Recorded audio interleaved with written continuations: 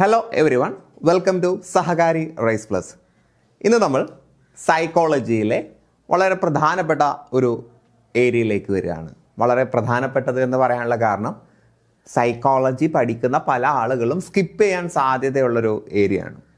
അതുകൊണ്ട് തന്നെ ഈ മേഖലയിൽ നിന്നുള്ള മാർക്ക് പലപ്പോഴും റാങ്ക് മേക്കിംഗ് ആകാൻ സാധ്യതയുണ്ട്. വളരെ ശ്രദ്ധിച്ച് മനസ്സിലാക്കി വെക്കുക. പല ക്ലാസ്സുകളിൽ ഞാൻ പറഞ്ഞിട്ടുണ്ട് എന്നാണ് എൻ്റെ ഒരു ഓർമ്മ. സൈക്കോളജി പഠിക്കുന്ന സമയത്ത് അവിടെ നമ്മൾ ബയോളജിയുമായിട്ട് ബന്ധപ്പെട്ട കുറച്ച് കാര്യങ്ങൾ പരാമർശിക്കും. ബയോളജിയുമായിട്ട് ബന്ധപ്പെട്ട കാര്യങ്ങൾ പറയുമ്പോഴെല്ലാം മിക്കതും നമ്മുടെ ബ്രെയിനുമായിട്ട് ബന്ധപ്പെട്ടത്, നെർവസ് സിസ്റ്റവുമായിട്ട് ബന്ധപ്പെട്ടതൊക്കെ ആയിരിക്കും സംസാരിക്കുക. സോ ഇന്ന് നമ്മൾ ബിഹേവിയറിനെ കുറിച്ചുള്ള ബയോളജിക്കൽ ബേസിസ് ആണ്. ഇനി നമ്മൾ ഇമോഷൻസിനെ കുറിച്ച് പഠിക്കുന്ന സമയത്തും അവിടെയും ചില ബയോളജിക്കൽ ടേംസ് ഒക്കെ വരും. അതെല്ലാം തന്നെ ബ്രെയിന്, nervous system, neurotransmitters, synapses, അങ്ങനെയുള്ള കുറച്ച് കാര്യങ്ങളുമായിട്ട് ബന്ധപ്പെട്ട കാര്യങ്ങളാണ്. അപ്പം അത് ഒന്ന് നന്നായിട്ട് മനസ്സിലാക്കി വെക്കുന്നത് എല്ലായ്പ്പോഴും നല്ലതാണ്. സോ നമുക്ക് സ്റ്റാർട്ട് ചെയ്യാം. Biological basis of behaviour. മനുഷ്യൻ്റെ സ്വഭാവം എന്താണെന്ന് നമുക്കറിയാം അല്ലേ? നാം പ്രകടിപ്പിക്കുന്ന ബാഹ്യമായിട്ടുള്ള സ്വഭാവമുണ്ട്, എന്നാൽ നമ്മുടെ ഉള്ളിലുള്ള സ്വഭാവമുണ്ട്. ബിഹേവിയർ ഇൻറ്റേർണലും ഉണ്ട്, എക്സ്റ്റേണലും ഉണ്ട്.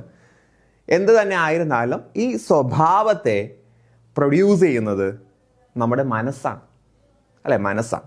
മൈൻഡ് എന്ന് പറയുന്ന കോൺസെപ്റ്റ് കുറച്ചുകൂടി ആബ്സ്ട്രാക്റ്റ് ആണ്.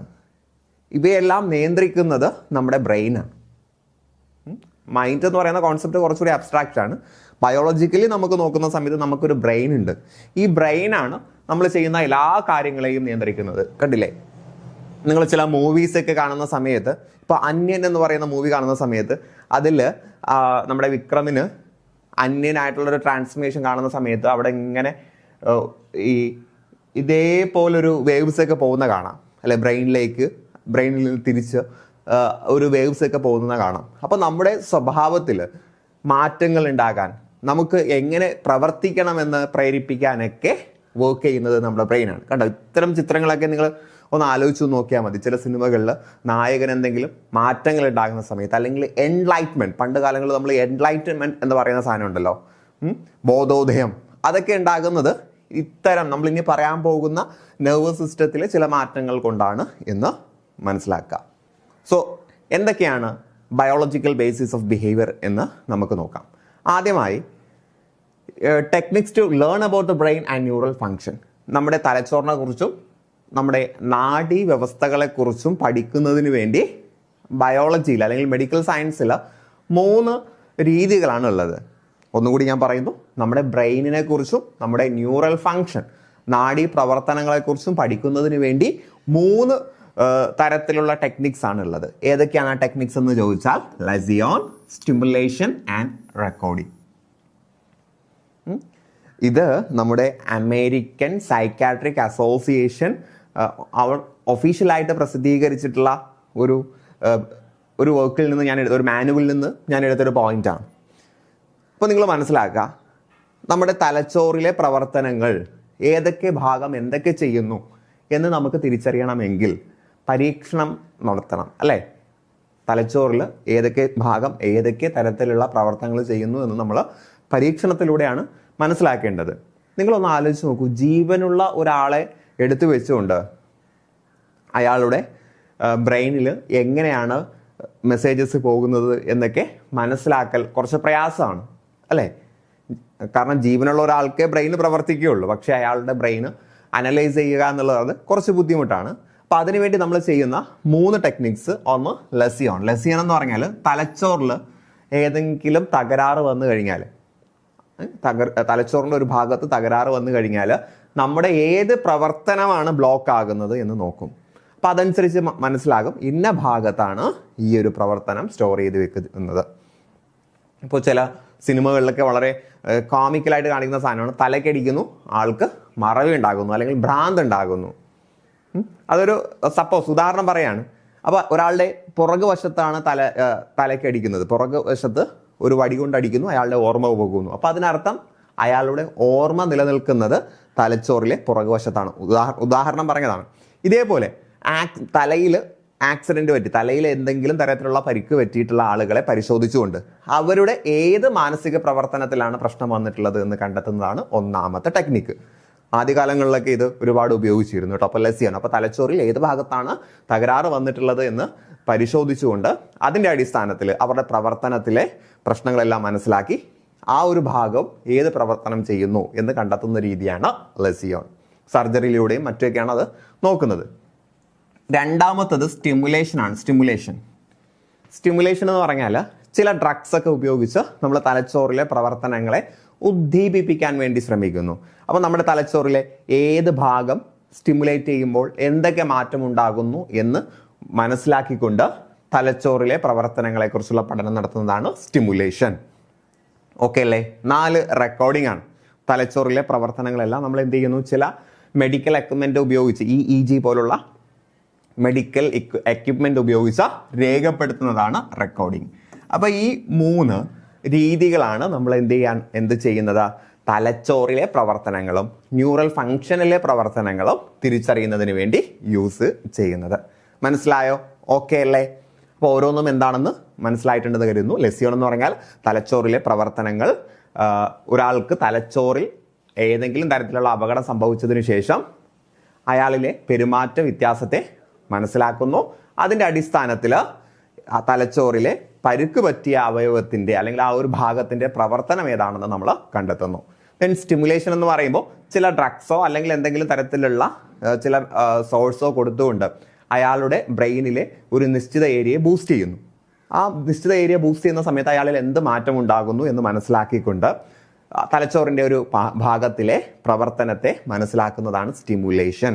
ദെൻ റെക്കോർഡിംഗ്, നമ്മൾ സാധാരണ ഹൃദയത്തിന് ECG എടുക്കുന്നത് പോലെ അല്ലേ, നമ്മളെ എല്ലുകൾക്ക് എന്തെങ്കിലും ബുദ്ധിമുട്ടുണ്ടോ എന്നറിയാൻ എക്സ്റേ എടുക്കുന്നത് പോലെ തലച്ചോറിലെ പ്രവർത്തനങ്ങളെ അളക്കുന്നതിന് വേണ്ടി പലതരത്തിലുള്ള എക്യുപ്മെൻറ്റ് ഉണ്ടല്ലേ, EEG ഒക്കെ അവിടെ വരുന്നതാണ്. അപ്പോൾ അതെല്ലാം ഏതിൽ വരുന്നുണ്ട്, റെക്കോർഡിങ്ങിൽ വരുന്നുണ്ട് കേട്ടോ. ഞാൻ ഫോർ എക്സാമ്പിൾ ആണ് EEG. റെക്കോർഡിംഗ് എന്താണെന്ന് മനസ്സിലാക്കുക കേട്ടോ.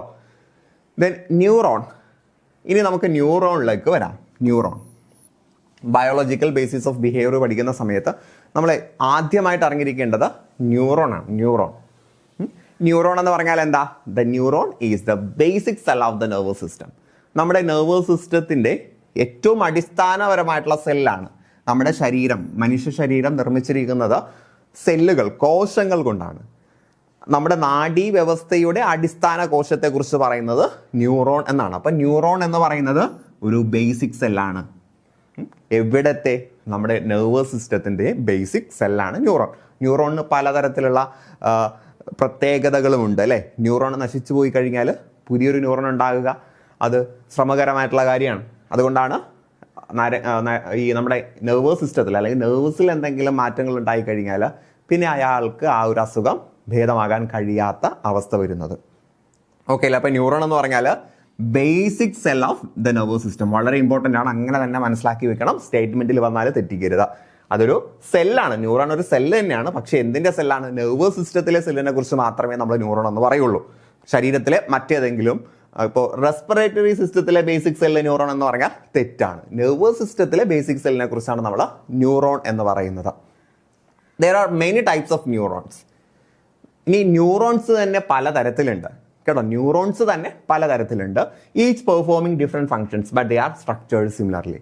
അപ്പോൾ ഓരോ ന്യൂറോൺസും അതിൻ്റെ പ്രവർത്തനം അനുസരിച്ച് നമ്മൾ പല ടൈപ്പായിട്ട് വേർതിരിക്കുന്നുണ്ട്. ദെൻ എന്നാൽ അതിൻ്റെ സ്ട്രക്ചർ നോക്കുന്ന സമയത്ത് ഫങ്ഷൻസ് ഡിഫറെൻ്റ് ആണെങ്കിലും ന്യൂറോൺസിൻ്റെ സ്ട്രക്ചറൊക്കെ സെയിം ആണ് അല്ലേ. സ്റ്റേറ്റ്മെൻറ്റിൽ വരാൻ പറ്റുന്ന സാധനമാണ്. ന്യൂറോൺസ് പല ടൈപ്പ് ഉണ്ട്. പല ടൈപ്പ് വരുന്നത് അവയിലെ ഫങ്ഷൻസിൻ്റെ ഡിഫറൻസ് അനുസരിച്ചാണ് എങ്കിലും സ്ട്രക്ചർ സിമിലർ ആണ്. അപ്പോൾ നമ്മൾ സ്ട്രക്ചർ ജസ്റ്റ് ഒന്ന് മനസ്സിലാക്കിയിരിക്കണം. സോ ന്യൂറോണിൻ്റെ ഒരു സ്ട്രക്ചറാണ് ഇവിടെ കൊടുത്തിരിക്കുന്നത്. ഓരോന്നും എന്താണെന്ന് നമുക്ക് വായിച്ച് നോക്കി വരാം കേട്ടോ. The neuron or nerve cell sends and receives signals that affect many aspects of behavior and motor control. ഈ ന്യൂറോൺ എന്ന് പറയുന്നത് ഒരു കൺട്രോൾ റൂം പോലെയാണ്.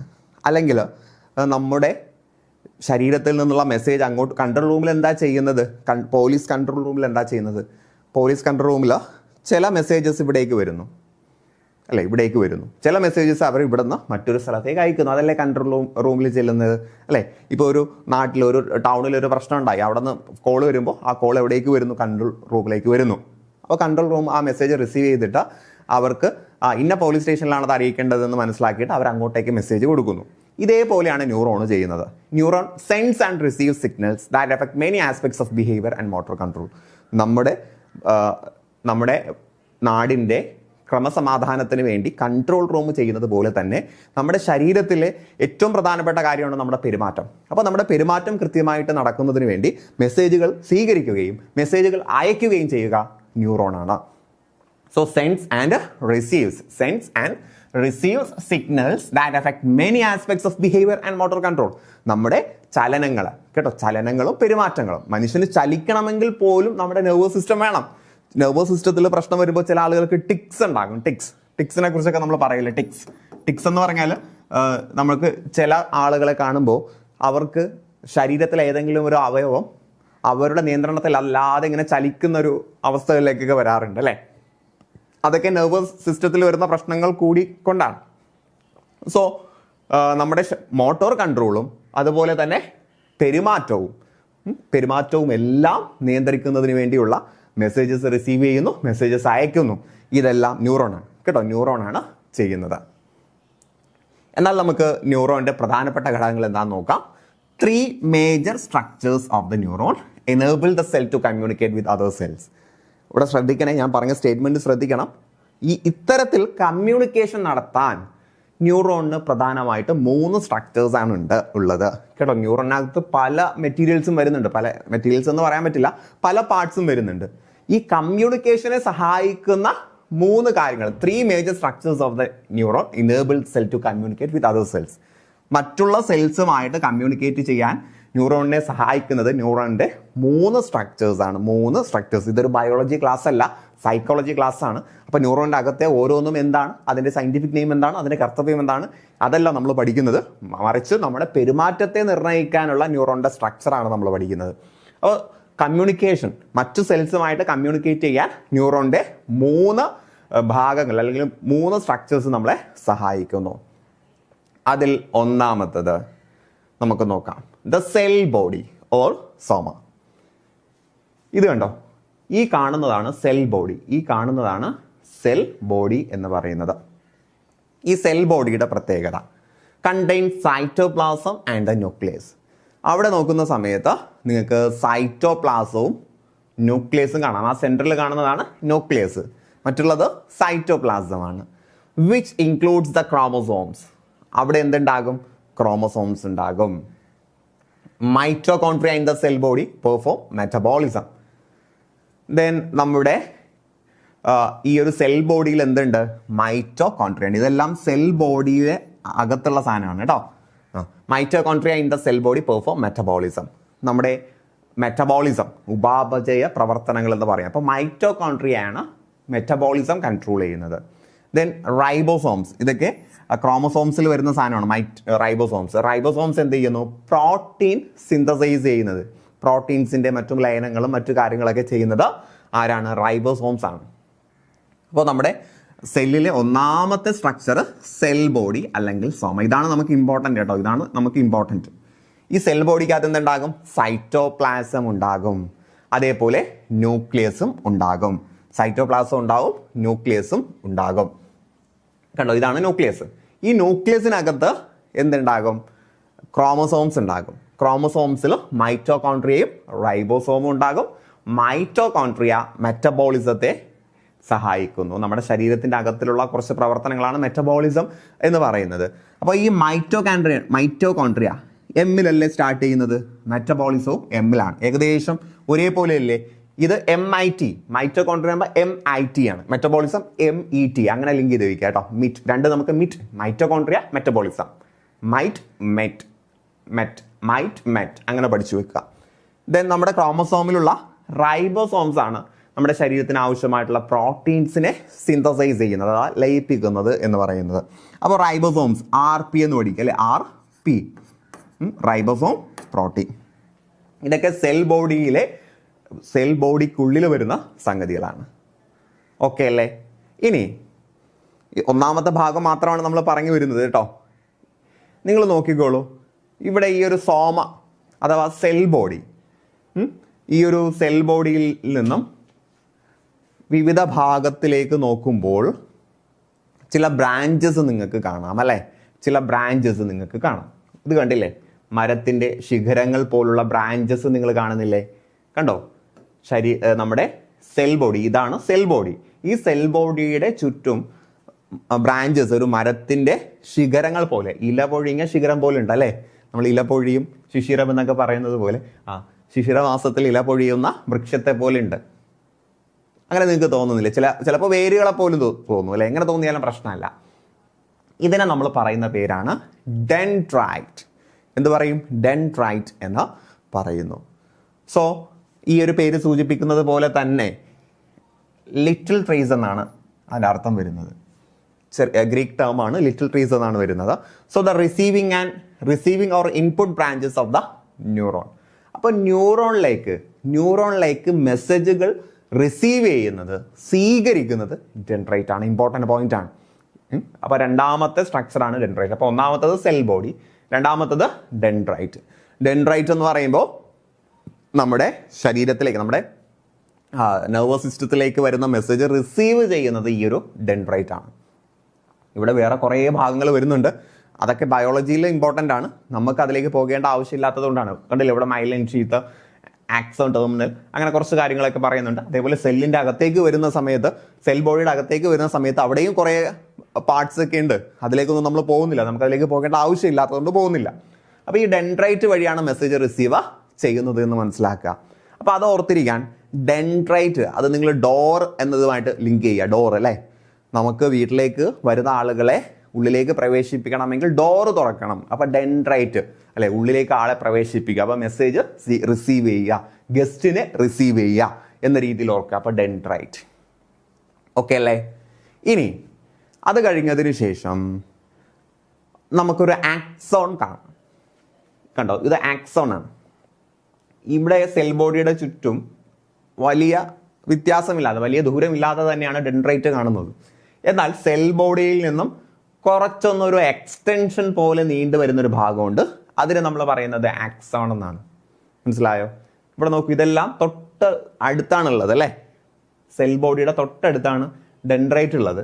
പക്ഷെ അതിൽ നിന്നും വിഭിന്നമായിട്ട് കുറച്ചുകൂടി എക്സ്റ്റെൻഡഡ് ആയിട്ട് വരുന്ന ഒരു ഭാഗമുണ്ട്. ഈ ഒരു എക്സ്റ്റെൻഡഡ് ആയിട്ട് വരുന്ന ഭാഗത്ത് നമ്മൾ പറയുന്നത് ആക്സോൺ എന്നാണ് കേട്ടോ.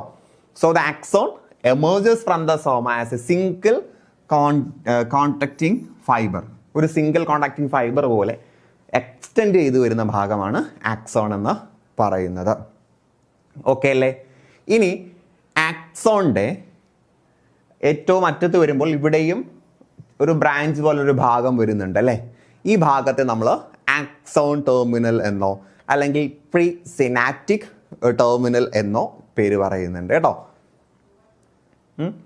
അപ്പോൾ ഇത് ആക്സോൺ ആണ്. ഈ ആക്സോണിൻ്റെ ഏറ്റവും അടുത്തൊരു ഭാഗത്തായിട്ട് ആക്സോൺ ടെർമിനൽ, അല്ലെങ്കിൽ നമ്മളതിനെ ടെർമിനൽ ബട്ടൺസ് എന്നൊക്കെ പറയുന്നുണ്ട്.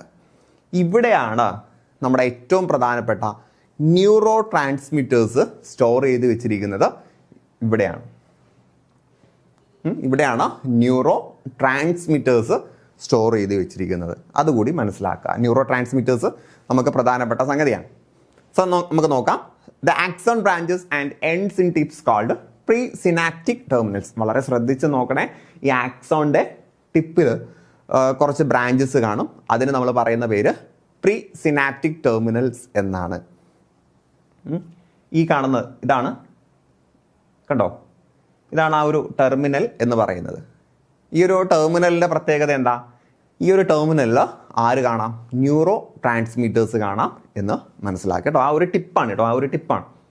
ആക്സോൺ ഇങ്ങനെ എക്സ്റ്റെൻഡ് ചെയ്ത് വരുന്നു, അവിടെ പല ബ്രാഞ്ചസ് പോലെ വരുന്നുണ്ട്. അവിടെ ആ ചെറിയൊരു ബട്ടൺ പോലെ കുറച്ച് ഭാഗങ്ങൾ വരുന്നുണ്ട്. ഞാനത് സൂം ചെയ്ത് കാണിച്ചിട്ടുണ്ട്. അതിനെ ആക്സോൺ ടെർമിനൽ എന്നാണ് പറയുന്നത്. ആക്സോൺ ടെർമിനൽ കേട്ടോ. ആ ഒരു ടിപ്പിനെയാണ്, ആ ഒരു ചെറിയൊരു ബട്ടൺ പോലെ ഇരിക്കുന്ന ഭാഗത്തെയാണ് പ്രീ സിനാപ്റ്റിക് ടെർമിനൽ. അതിനെ നമ്മൾ എന്തും പറയാറുണ്ട്? ടെർമിനൽ ബട്ടൺസ്, ബോട്ടോൺസ്, ടെലോഡെൻഡ്രിയ എന്നൊക്കെ പറയാറുണ്ട് കേട്ടോ. ഓക്കെ അല്ലേ? അപ്പോൾ പേര് ഓർത്തിരിക്കുക. ഇത് ആക്സോൺ ആണ്. ഇവിടെ ഇങ്ങനെ കാണുന്നത് ആ ഒരു ബ്രാഞ്ചസിനെ നമ്മൾ ആക്സോൺ ബ്രാഞ്ചസ് എന്ന് പറയും. ഈ ആക്സോൺ ബ്രാഞ്ചസിന്റെ ഓരോ ടിപ്പിലും കാണുന്ന ഈ ചെറിയ ബട്ടൺ പോലത്തെ ഭാഗമാണ് ആക്സോൺ ടെർമിനൽ. Axon terminal. ഇവിടെയാണ് neurotransmitters are stored in the structure the presynaptic terminal known of vesicles. അപ്പോൾ ഇവിടെ ന്യൂറോ ട്രാൻസ്മിറ്റർ സ്റ്റോർ ചെയ്തിരിക്കുന്ന ഭാഗത്തെ നമ്മൾ എന്ത് പറയും? വെസിക്കിൾസ് എന്ന് പറയും. ഓക്കെ അല്ലേ? Then the axon may be covered by an insulating myelin sheath. ഇനി ആക്സോൺ, ഇവിടെ ആക്സോണിനെ പൊതിഞ്ഞുകൊണ്ട് ഒരു ആവരണം വരുന്നുണ്ട്. അതിനെ നമ്മൾ പറയുന്ന പേരാണ് മൈലിൻ ഷീത്ത്. അപ്പം ആക്സോണിനെ പൊതിഞ്ഞുകൊണ്ട് ഒരു ആവരണം, നമ്മൾ ചില ഫർണിച്ചേഴ്സൊക്കെ വാങ്ങുന്ന സമയത്ത് അതിന് കേടുപാടുകൾ ഉണ്ടാകാതിരിക്കുന്നതിന് വേണ്ടി ഒരു ആവരണം, ഒരു കവറിങ് ഉണ്ടാകും. അതേപോലെ ആക്സോണിനെ ചുറ്റി ഒരു കവറിങ് ഉണ്ട്. ഈ ഒരു കവറിങ്ങിന് പറയുന്ന പേരാണ് മൈലിൻ ഷീത്ത്. ഈ കാണുന്നതാണ് കേട്ടോ, ഒരു ആവരണം പോലെ നിൽക്കുകയാണ്. ആക്സോണിൻ്റെ മുകളിൽ ഒരു ആവരണം പോലെ കിടപ്പുണ്ട് അല്ലെ, നമ്മുടെ ബൈക്കിൻ്റെ ഒക്കെ ആക്സിലേറ്ററിൽ ഗ്രിപ്പൊക്കെ ഇടുന്ന പോലെ കിടപ്പുണ്ട്. അതിനെ നമ്മൾ മൈലിൻ ഷീത്ത് എന്നാണ് പറയുന്നത്. So the axon may be covered by an insulating myelin sheath. Think insulation on an electrical cord. അപ്പോൾ ഒരു ഇലക്ട്രിക്കൽ കോഡ് കൊണ്ടുള്ള ഇൻസുലേഷൻ ആണ്. Made of specialised cells such as oligodendrocyte. So ഈ ഒരു മൈലിൻ ഷീത്ത് നിർമ്മിച്ചിരിക്കുന്നത് oligodendrocytes കൊണ്ടാണ്. Okay അല്ലേ? And Schwann cells categorised as glial cells. അതേപോലെ ഷോൺ കോശങ്ങൾ കൊണ്ടുമാണ് ഈ ഒരു മൈലിൻ ഷീത്ത് നിർമ്മിച്ചിരിക്കുന്നത്. ഇതാണ് മൈലിൻ ഷീത്ത്. കണ്ടോ, ഈ കാണുന്നത് മൈലിൻ ഷീത്താണ്. ഈ മൈലിൻ ഷീത്ത് നിർമ്മിച്ചിരിക്കുന്നത് ഷ്വാൺ സെൽസ് കൊണ്ടും അതേപോലെ ഒളിഗോഡെൻഡ്രോസൈറ്റ്സ് കൊണ്ടുമാണ് എന്ന് മനസ്സിലാക്കുക. അത് ജസ്റ്റ് ഒന്ന് മനസ്സിലാക്കിയിരുന്നാൽ മതി കേട്ടോ, അതിൻ്റെ ഒരുപാട് ഉള്ളിലേക്ക് പോകണ്ട. അപ്പോൾ ഇവിടെ പറയുന്നത് ഒന്നെങ്കിൽ ഷോൺ കോശങ്ങൾ കൊണ്ട്, ഷോൺ കോശങ്ങൾ അഥവാ ഷോൺ സെൽസ് കൊണ്ടായിരിക്കും, അല്ലെങ്കിൽ ഒളിഗോഡെൻഡ്രോസൈറ്റ് കൊണ്ടായിരിക്കും. സെൻട്രൽ നെർവസ് സിസ്റ്റം ആണെങ്കിൽ ഈ മൈലിൻ ഷീത്ത് നിർമ്മിച്ചിരിക്കുന്നത് ഒളിഗോഡെൻഡ്രോസൈറ്റ് കൊണ്ടായിരിക്കും. ഇനി സെൻട്രൽ നെർവസ് സിസ്റ്റം അല്ല, പെരിഫറൽ നെർവസ് സിസ്റ്റം ആണെങ്കിൽ ഷോൺ കോശങ്ങൾ കൊണ്ടായിരിക്കും ഇത് നിർമ്മിച്ചിരിക്കുന്നത് എന്ന് മനസ്സിലാക്കുക. ജസ്റ്റ് ഒന്ന് അറിഞ്ഞിരിക്കുക, അങ്ങനെ ഒരു സംഗതി ഉണ്ട് എന്ന് അറിഞ്ഞിരിക്കുക കേട്ടോ, അറിഞ്ഞിരിക്കുക. ഓക്കെ അല്ലേ? Then glial cells from Greek word meanings glow. അപ്പോൾ ഗ്ലിയൽ സെൽസ് ഷോൺ കോശങ്ങൾ എന്ന് പറയുന്നത് അത് ഗ്ലിയൽ സെൽസിന്റെ ഒരു കാറ്റഗറി ആണെന്ന് പറഞ്ഞു. ഗ്ലിയൽ സെൽസ് എന്ന് പറയുന്നത് ഗ്ലൂ എന്ന മീനിങ്ങിനാണ് വരുന്നത് കേട്ടോ, ഗ്ലൂ എന്ന മീനിങ്. ഇത് കുറച്ചുകൂടി ഡെപ്തിലേക്ക് പോകുന്നു എന്ന് നിങ്ങൾ ചിന്തിച്ചുകൊണ്ട് നിങ്ങളൊന്ന് കേട്ടിരുന്നാൽ മതി. ഇതൊക്കെ ഒന്ന് കേട്ടിരുന്നാൽ ഇങ്ങനെ ഒരു സംഗതി ഉണ്ടെന്ന് നിങ്ങളുടെ മനസ്സിൽ കിടക്കും. അത് അഥവാ അവിടെ നിന്ന് ചോദ്യങ്ങൾ വന്നു കഴിഞ്ഞാൽ നിങ്ങൾക്ക് ഉത്തരം ചെയ്യാൻ കഴിയും. കഴിഞ്ഞ ICDSന് സംഭവിച്ചതാണ്. നമ്മൾ ആദ്യമേ ക്ലാസ് പോയ സമയത്ത് അവിടെ വന്ന എല്ലാ കാര്യങ്ങളും പറഞ്ഞാണ് പോയിട്ടുള്ളത്. പിന്നീട് നമ്മുടെ സിലബസ് എക്സ്റ്റെൻഡ് ചെയ്തപ്പോൾ പ്രശ്നം ഉണ്ടായില്ല, നമുക്ക് വലിയ പ്രശ്നം ഉണ്ടായില്ല. നമ്മൾ കടന്ന് പിന്നീട് ഒരുപാട് ഓടേണ്ടി വന്നില്ല. കാരണം ഓൾറെഡി നമ്മൾ എടുത്ത ടോപ്പിക്സ് എല്ലാം വളരെ ഭംഗിയായിട്ടാണ് എടുത്തു പോയിട്ടുള്ളത്. കൂടുതൽ ക്ലാസ്സുകളുമായിട്ട് നമുക്ക് വീണ്ടും കാണാം. അതുവരേക്കും wish you good luck and good bye.